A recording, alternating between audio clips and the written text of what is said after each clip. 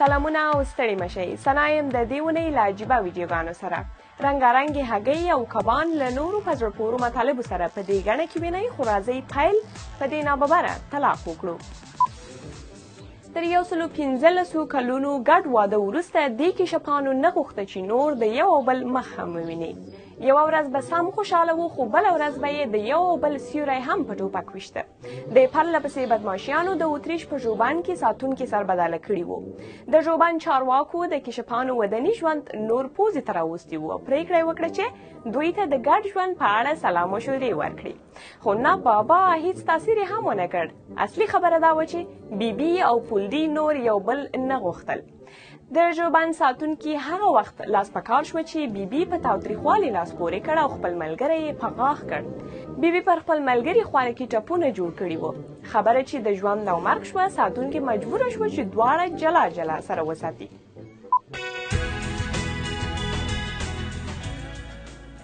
د کپ ته چې خدای ځان ته استعداد ورکړی، په سنګاپور کې د فوټبال مینوال حق پک کړي دي. کپ تر اوسه په اروپایي اتلولیو کې د لوبېدونکو ډلو د ګولونو وړاندوینه کړې او هر وار سمه راختلې ده. د دې مینوال ګمان کوي چې دا تر اکټوپوس هم ډېره دقیقه وړاندوینه کوي. دې ښوونکي چې په کومه ورځ زده کوونکو ته د چرګې او هګیو کیسه کوله، په هماغه ورځ یې په خپلو چرګو کې یوه نادره پیښه ولیده.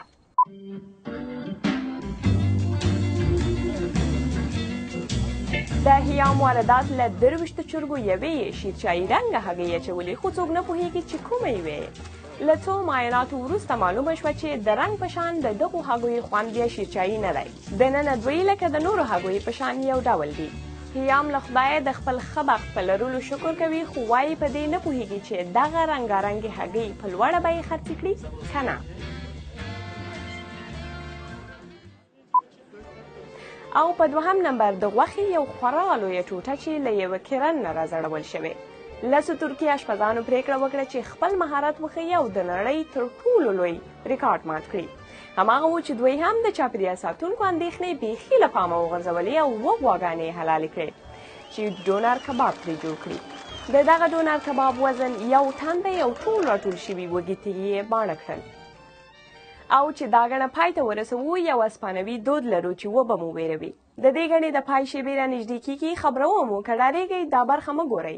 زه په مخه مخه او که زړور یاست نو ویې ګورئ.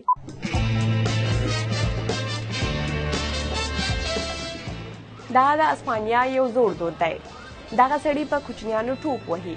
کم زړه مور خو به خود خپوي، خو دا اسپانوي میندې ګمان کوي چې د څو پیړیو دغه دود یې په خیر دی.